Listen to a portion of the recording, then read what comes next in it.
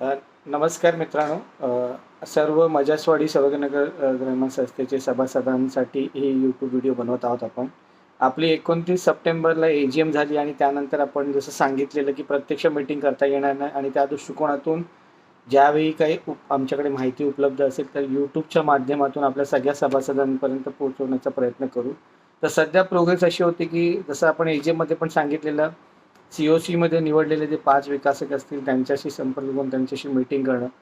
तर ऑलमोस्ट आम्ही सगळ्याही विकासकांसोबत बोलणं केलं आहे, चर्चा झालेली आहे. त्यासाठीच आज आपल्यासोबत आपले संस्थेचे अध्यक्ष देखील इथे आहेत आणि त्याच्याबद्दल आपण एक-एक विकासकाबद्दलचं जे काही 5ही विकासकांसोबत झालेल्या चर्चाबद्दल आज आपल्या सगळ्या सभासदांपर्यंत माहिती पोहोचवू. तर मला वाटतं बनीसाहेब सर्वात प्रथम आपण रोमिलला भेटलेलो.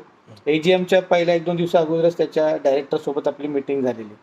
तर मला वाटतं त्याच्याबद्दल आपण माहिती दिलेलीच आहे, पण त्याच्या पुढे देखील काही प्रोग्रेस आहेत. तर त्याच्याबद्दल तुम्हाला काही सांगायचं असेल तर सांगा. ठीक आहे. पहिलं तर प्रथम मी आपल्या सर्व सभासदांचं आभार मानतो, अभिनंदन करतो. कारण मागची जी ए-जी-एम आहे, मागच्या 10 वर्षातली सर्वात शांततेने सुरळीत पाडलेली ए-जी-एम आणि त्यासाठी ज्यांनी सहकार्य केलं, प्रत्यक्ष अप्रत्यक्ष सहकार्य केलं, त्या सर्वांचे आभार. आणि त्या मीटिंगमध्ये आपण पुनर्विकास आढाव्यावरती चर्चा केली. ए-जी-एमच्या अगोदरच आपण जे NCLTमध्ये जे RA आहेत, म्हणजे रेझोल्युशन ॲप्लिकंट, त्याच्यामधल्या रोमेलशी आम्ही त्यांच्या डायरेक्टरशी भेटलो होतो, त्यांच्याशी सविस्तर चर्चा केलेली आहे. त्यानंतर आम्ही सांगितलं की इतर जे बाकी 4 जण आहेत त्यांच्याशी बोलणार आहे. तर रोमेलशी जे प्राथमिक चर्चा केलेल्या असताना आपले जे ॲग्रीमेंटचे क्लॉजेस आहेत किंवा आपले एक्सपेक्टेशन आहेत किंवा आपण ज्याला विश लिस्ट म्हणू, ते आपण त्यांना शेअर केलेलं आहे. त्यांचे कॉर्पोरेट डेटर्स किंवा क्रेडिटर्स आहेत त्यांची सेटलमेंट करणं आणि सोसायटीचा प्रोजेक्ट आणि होम बायर्सची जी कामं राहिलेली घराची कामं आहेत, असं एकंदर तो रेझोल्युशन प्लॅन त्यांना NCLTमध्ये सबमिट करायचा आहे. आणि आपण जे अटेम्प्ट केलेलं आहे की आपण एक स्ट्रॅटेजी ठरवली की आपण NCLTमध्ये ॲप्लिकेशन केल्यामुळे हे सगळे विकासक जे आहेत, ज्याने याच्यामध्ये भाग घेतला आहे, ते आपल्याशी बोलत आहेत. प्राथमिक चर्चा झालेली आहेत आणि जनरल बॉडीमध्येच मी सांगितलं होतं की ज्या बेसिक गोष्टी आहेत त्या बहुतांश त्यांनी मान्य केलेल्या आहेत. आजच्या तारखेला आपण त्या स्पष्टपणे सांगणं चुकीचं होईल. ज्या दिवशी ते पेपरवरती येईल, लिगली टेक्निकली वायबल दिसेल आणि प्रत्यक्षात आपण त्याच्यावरती साइन ऑफ करू, ते आपण मॅनेजमेंट कमिटी आणि पर्यायाने आपल्या सर्व सभासदांसमोर येणार आहे. तर आपण ती मीटिंग आपल्या ए-जी-एमच्या अगोदर झाली होती आणि त्याच दिवशी आम्ही सांगितलं की इतर जे विकासक आहेत त्यांच्याशी आपण भेटणार आहोत. त्याच्यानंतर आपण स्कायलार्क एव्हेन्यू जे विजय जैनची टीम आहे, अक्षरशः म्हणजे एवढ्या वर्षात जे-पी इन्फ्राशी आपण कधीही संपर्क करू शकलो नाही. प्रत्यक्षात त्यांच्या पूर्ण टीमला आपण ऑफिसमध्ये देखील बोलवलं. हो. ते आपण ठरवलंच होतं की जे हे विकासक आहेत त्यांच्याशी आपण बोलायचं. काही लोकांनी समोरून आपल्याला फोन केले होते आणि इच्छा दर्शवली होती.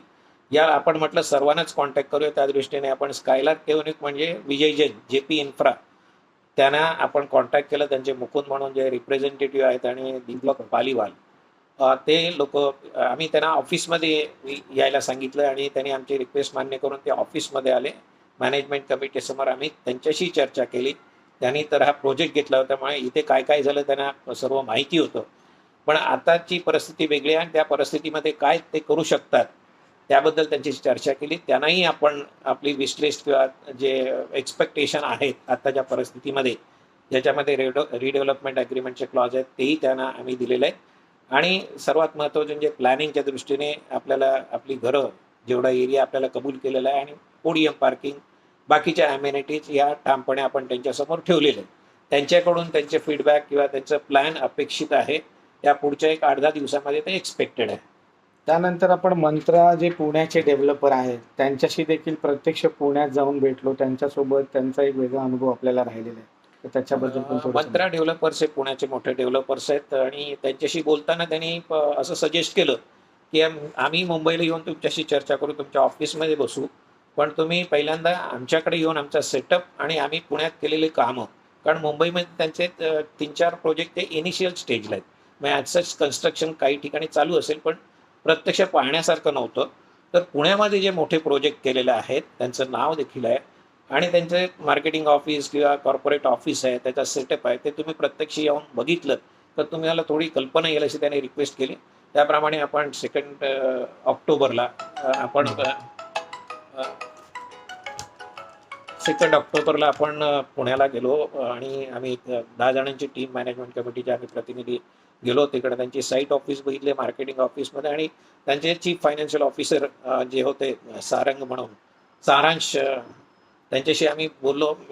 म्हणजे एक सारांश त्यांची एक टीम जी आहे यंग जनरेशन आहे, Experts. त्यांचे एक्सपर्टीज आहे, नवीन सगळा त्यांचा ग्रुप आहे, सेटअप एकदम चांगला आम्हाला वाटला त्यांच्या दृष्टीने. आणि त्यांच्या दोन Energetic गोष्टी आहे. पण महत्वाच्या होत्या की त्यांचं टाइम बॉन्डिंगच्या आतमध्ये प्रोजेक्ट संपवणं, दुसरी गोष्ट जेवढा पैसा आहे तेवढेच प्रोजेक्ट घेऊन प्रोजेक्ट संपवणं. या दोन गोष्टी त्यांची त्यांनी ती एक आवर्जून स्ट्रॅटेजी त्यांनी सांगितली की अवास्तव काहीतरी प्रोजेक्ट घेणं, आवाक्याच्या बाहेर कामं घेणं आणि ती लटकवणं वगैरे असं त्यांचं धोरण नाही. जेमतेम जेवढी आपल्या ताकद आहे किंवा आपल्या ज्या टाईममध्ये डिलिव्हर करू शकतो हा त्यांचा प्रिन्सिपल आहे, कंपनीची पॉलिसी आहे. मुदतीच्या आतमध्ये संपूर्ण ॲम्युनिटीज सहित ओसी सहित ताबा देणं ही त्यांची भूमिका आहे आणि तसे त्यांनी ते प्रोजेक्ट केलेले आहेत. म्हणजे करोडो स्क्वेअर फुटाच्या वरती त्यांचं काम आहे. 50-60 प्रोजेक्ट पुण्यामध्ये त्यांनी केलेत आणि अनेक प्रोजेक्ट त्यांचे सध्या लाईव्ह चालू आहेत. आणि त्यांचे प्रत्यक्षात आम्ही प्लॅनिंग पाहिलं. सर्वात महत्त्वाचं म्हणजे त्यांनी शॉप्स आणि त्यांचे ramp, podium, steel plus STP podium, plant STP आणि जिम किंवा आणखी प्ले एरिया म्हणजे फॅन्टॅस्टिक एकदम स्टँडर्ड लेवलचं त्यांनी ते बनवलेलं आहे आणि इम्प्रेस होण्यासारख्या त्या गोष्टी त्यांनी केलेल्या आहेत. ते देखील आम्ही पाहिलं. पण त्यांची जी भूमिका आहे ते संपूर्ण हे आता NCLT असल्यामुळे बाकीचे जे क्रेडिटर्स आहेत त्यांचं सेटलमेंट महत्त्वाचा विषय आहे. बाकीचे सगळे विषय आम्ही त्यांच्याशी चर्चा केल्या आणि त्यांना ते अवगत आहे आणि पुन्हा त्यांना सुद्धा आम्ही रायटिंगमध्ये दिलेलं आहे की आमच्या या मागण्या आहेत किंवा आमची ही भूमिका आहे, हे एक्सपेक्टेशन आहे, त्याच्यावरती चर्चा केली जाऊ शकते. त्यांच्याकडून अपेक्षित आता आम्ही सांगतो की आम्ही प्राथमिक पहिली चर्चा फेरी आहे. पुढच्या फेरीमध्ये प्लॅन सहित रेझोल्युशन काय असेल ते आपल्याला कळेल आणि ते लवकरात लवकर आपण करण्याचा प्रयत्न करणार आहोत.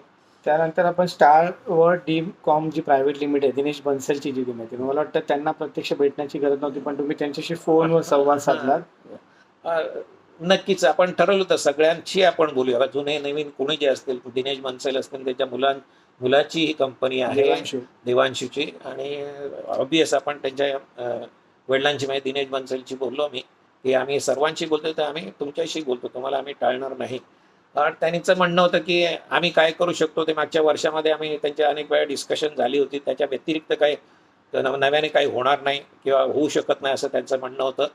आणि त्यांनी हेही सांगितलं की तुम्ही कोणीही डेव्हलपरला आत्ताच्या जे आहेत त्याच्यामधून जर अपॉइंट केलं, तसं मला वाटतं JP इन्फ्राच्या त्या लोकांनीही सांगितलं की ज्या कोणाला तुम्ही सिलेक्ट कराल किंवा COC सिलेक्ट करेल ते आम्ही ते फॅसिलिटेट करू, म्हणजे आमच्याकडून कोणताही अडथळा नसेल, जे काय असेल ते सहकार्यच असेल असं एकंदरीत त्यांच्या बोलण्यातून. आणि मग त्यांनी स्पष्ट केलं की आता ही वेळ नाही आहे की कुठेही अडचणी निर्माण करण्याच्या, तर ते स्मूथ कसं होईल यासाठी आमच्यातर्फे आम्ही सहकार्य करू असं त्यांनी शब्द दिला. मला वाटतं हे दिनेश बन्सलची आणि विजय जैनची टीम पण म्हणजे JP इन्फ्रावाले पण तेच बोलले की आम्ही कुठेही अडथळा होणार नाही भविष्यात, जो कोणी तुम्ही नॉमिनेट कराल भविष्यात. एक्झॅक्टली त्याच्या मागचं एक लॉजिक कारण असं असू शकेल की ते को प्रमोटर होते, ॲक्मे बरोबर ते जॉईंट व्हेंचर पार्टनरमध्ये होते.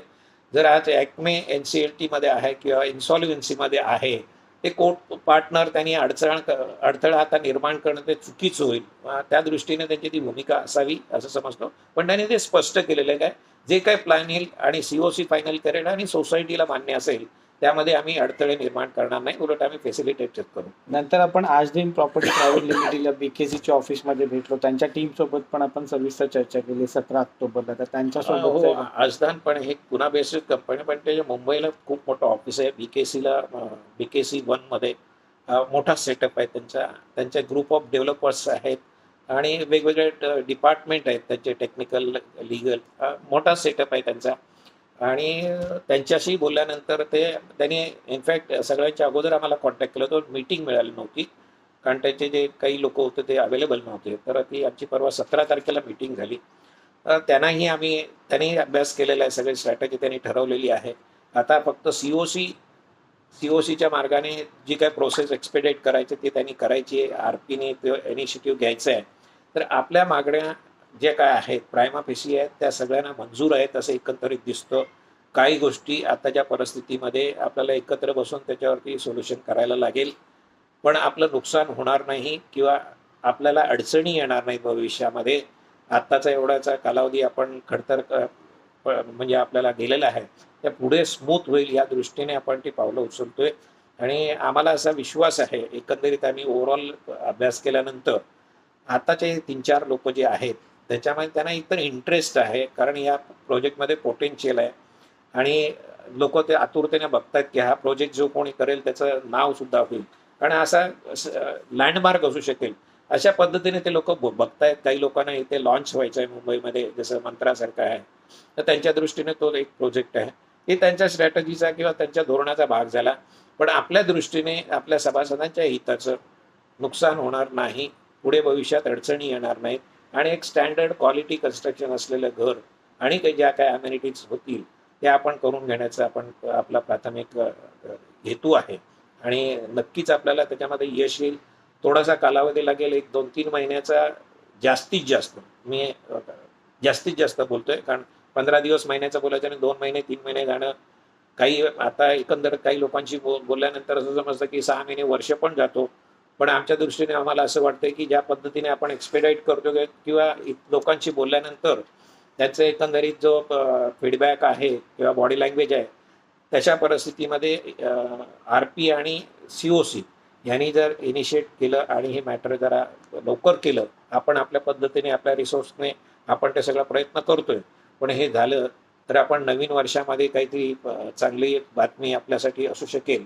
लेटेस्ट मी म्हणतोय, त्या अगोदर झालं तर चांगलंच आहे, पण त्या दृष्टीने आपला प्रयत्न आहे आणि आम्हाला खात्री आहे की आपण त्याच्यामध्ये यशस्वी होऊ. आणि हाईटचा इश्यू असल्या कारणाने सगळे विकसक लोक पण पटापट करण्याच्या दृष्टिकोनातून हे देखील तो एक आपल्याकडे इश्यू दिसतो आहे. आहे. आपण सगळ्यांची चर्चा केल्यानंतर जे रेस्ट्रिक्शन आहे नोव्हेंबर 2026 पर्यंत अनेकांच्या बोलण्यातून ते आलंय. त्याच्यावरती कसं सोल्युशन काढायचं तो त्यांचा विषय, कारण आपण ते करू शकणार नाही. तर ते मोठे डेव्हलपर आहेत, त्यांचे इन्फ्लुएन्स आहे किंवा स्ट्रॅटजी आहे, लिगल आहे, त्यामधून ते कसं मार्ग काढतील ते त्यांच्या झालंच तर ते उत्तम आहे, दोघांच्या आपल्या आणि त्यांच्या फायद्याचं आहे. त्यामुळे ते करतीलच आणि आपणही त्यांना स्पष्ट सांगितलेलं आहे की आमच्या ज्या काही बेसिक मागण्या आहेत, जी आमची एक्सपेक्टेशन आहे, त्या व्यतिरिक्त उद्याच जर त्या बिल्डर लोकांना काही फायदा झालास, आणखी त्यांना काही करता आलं त्यांनी करावं, लोकांचं भलं करावं, एवढंच आपण माफक त्यांना सांगितलेलं आहे. त्यामुळे ज्या काही गोष्टी होतील त्या नक्कीच आपल्या हिताच्या होतील. फक्त हा काही महिन्यांचा कालावधी आहे, आपण धरून चालूया की लवकरात लवकर ही प्रोसेस अशी आहे. हे सर्व बिल्डर्स फायनल झाले, आता त्यांचे ओपन झालेले आहेत, प्लॅन ओपन झालेले आहेत. त्याच्यानंतर ते वेटिंग होईल, लिगल टेक्निकल वेटिंग होईल. परत जे क्रेडिटर्स आहेत, कॉर्पोरेट क्रेडिटर्स आहेत, त्यांच्या ज्या काही मागण्या आहेत किंवा त्यांना जी ऑफर केलेली आहे त्याच्यामध्ये नेगोशिएशन होतील. आता सगळे काही रिकामे नाही असतात, त्यांच्या शेड्यूलप्रमाणे. सर्वात महत्त्वाचं म्हणजे HDFCचे ऑफिसर असतात, त्यांच्या शेड्यूलप्रमाणे त्या मीटिंग आणि ते नेगोशिएशन होईल. पण आपण ते रिक्वेस्ट केलेले आहे की त्या डेव्हलपर लोकांनी सुद्धा इनिशिएटिव्ह घेऊन हे याच्यातून कसं लवकर करता येईल, कारण आपण त्या NCLTमध्ये नसल्यामुळे प्रत्यक्षात त्याच्यामध्ये आपण सहभागी होऊ शकत नाही. परंतु सगळ्यांचंच एकंदरीत सगळ्यांचं मत असं दिसतं, इन्क्लुडिंग COC आणि RP, की हा प्रोजेक्ट आपल्याला या जी प्रोसेस चालू आहे त्यामधून लवकरात लवकर आपल्याला करण्याचा सगळ्यांचा मानस दिसतो. त्यामुळे अपेक्षा आहे की लवकर होईल. आणि याच्यातली सगळ्यात चांगली बाजू आहे की जे काय उद्या ठरेल ते NCLT कोर्ट मान्य करणार आणि त्याच्यानंतर एक ऑर्डर इश्यू होणार आणि ती सगळ्यांना बांधील असेल. तर ही पॉझिटिव्ह गोष्ट आहे की उद्या कोणताही विकासक कोणीही बॉडी त्याच्यावर रिव्हर्सली काही करू शकणार नाही. तर ते एक कम्प्लायन्स ऑफ ॲस्पेक्टनी ते एक चांगला पॉईंट आहे. नक्कीच आपण जसं आपण समजून घेतलेलं आहे की याच्यामध्ये COC जे काही निर्णय घेईल ते कोर्टामध्ये समोर NCLT कोर्टामध्ये कोर्टाची मान्यता घेतली जाते आणि या संपूर्ण प्रकल्पाच्या सुरक्षतेसाठी कोर्टाच्या ज्या काही गाईडलाईन्स आहेत त्या विकासकांनी पाळायचे आहेत आणि जे काही स्टेक होल्डर आहे, आपण असो बाकीचे काही लोक असतील, त्या सगळ्यांनी पाळायचे. म्हणजे सगळ्यांना ते बंधनकारक असणार आहे. कोर्टाचे जे गाईडलाईन्स आहेत त्याचं व्हायोलेशन होणार नाही, जेणेकरून हा प्रकल्प पूर्ण होईपर्यंत जसं त्या स्टेप बाय जायला पाहिजे त्या सगळ्या गोष्टी होतील अशी अपेक्षा आहे. आणि मला वाटतं कोर्टाचं इंटरव्हेन्शन असल्यामुळे त्याच्यामध्ये कोणी डेव्हिएशन घेतील अशी शक्यता कमी आहे. आणि दुसरी गोष्ट, सोसायटीने जे काही लिगल कारवाई चालू आहे ते कुठेही आपण सध्या थांबवले नाहीत आणि जोपर्यंत सगळं स्पष्ट होत नाही तोपर्यंत आपण कोणत्याही प्रकारचं विड्रॉ करणार नाही. हे देखील मी तुम्ही सर्व सभासदांच्या माहितीसाठी सांगतो.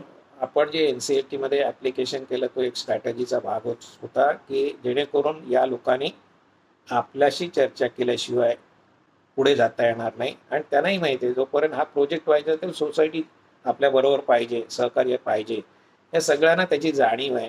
आणि ती जाणीव करून देण्यासाठीच आपण NCLTमध्ये गेलो आणि ती आपली स्ट्रॅटेजी यशस्वी झालेली आहे. आपला मॅटर आहे, जोपर्यंत आपलं हे सगळं फायनल होत नाही, तोपर्यंत आपल्या मॅटर त्या राहणार आहेत. ज्या दिवशी सगळं फायनल होईल, त्या सर्वांच्या सहमतीने मग जे काही लिटिगेशन असेल, जो काही लीगल करस्पॉन्डन्स करायला लागेल, ते कोर्टासमोर आपल्याला सगळ्यांना करायचं आहे. तो नंतरचा भाग आहे. पण एकदा या आपल्या गोष्टी झाल्या, की आपले लीगल, आपले PMC आपण सर्व बसून त्याच्यावरती चर्चा करू आणि ती जी काही प्रोसेस आहे ती फॉलो करू. आणि सर्वात महत्त्वाचा एक लास्ट विषय आहे, की आपण AGMमध्ये आपण एक आव्हान केलेलं, की आज आपल्याला अनेक लोक संपर्क करतात, त्यांच्या भाड्याच्या अडचणी आहेत. मग तुम्ही तिथे आव्हान केलं, की काही लोक जर पुढे येऊन ज्या लोकांना गरज आहे त्यांना आपण आर्थिक भाड्यासाठी मदत करू शकू. तर तुमच्या आव्हानांना काही सभासदांनी मान दिलेला आहे आणि त्यातून ते पुढे येऊन त्यांनी सहकार्य केलेलं आहे. तर त्याच्याबद्दल आणि इतरांना तुम्ही काय आव्हान कराल? खरोखर मी नेहमी म्हणतो, आम्ही भाग्यवान आहोत. आजच्या अशा परिस्थितीमध्ये हा प्रकल्प रखडलेला आहे. आम्ही ज्यावेळी 2021मध्ये टेकओव्हर केलं कमिटी, त्याच्यानंतर लवकर काहीतरी होण्याची अपेक्षा होती. परंतु एवढी गुंतागुंत वाढलेली आहे आणि प्रकरणं अशी एक बाहेर पडली, त्याच्यातून बाहेर निघणं म्हणजे मोठी कसरत आहे. आणि हे सगळ्याची जाणीव सर्वसामान्य सभासदांना आहे. हे मोठं भाग्य आमचं. नाही तर लोकांना कसं कन्व्हिन्स करायचं आणि समजून सांगायचं, ही कठीण गोष्ट होती. पण लोकांना त्याची जाणीव आहे आणि लोक आपल्या पाठीशी आहेत. मी त्या दिवशी आवाहन केलं, आपण आतापर्यंत तुला माहिती आहे आपल्या सर्व लोकांनी इतरांना अनेक वेळा मदत केलेली आहे. कोणाची अडचण आपण बघितली नाही. मध्यरात्री जरी कोणाचा फोन आला तर ती आपण त्या वेळेला आपण मदत केलेली आहे. म्हणून मला त्या दिवशी सहज वाटलं, की आपले एक आयडियल सोसायटी, आपले लोक एवढे संवेदनशील, की एखाद्याची अडचण असली तर आपण त्याच्याकडे दुर्लक्ष करू शकत नाही. म्हणून मी ते आवाहन केलं.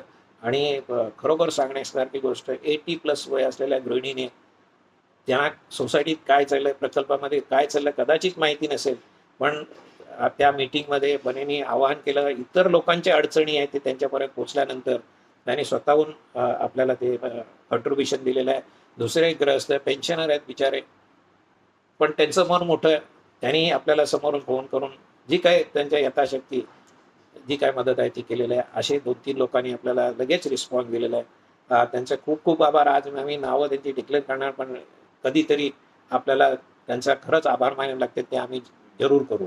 धन्यवाद. बरोबर आहे. आणि दुसरी गोष्ट एकच राहील, की ज्या अजून सभासदांना असं वाटतं, की आपण पुढे येऊन ह्या लोकांना मदत करावी. खरंच सांगतो, अनेक सभासद आम्हाला संपर्क करतात, त्यांना भाड्यांची गरज आहे. तर तुम्ही देखील त्यांचं एक सपोर्टिव्ह सिस्टम बनवू शकता.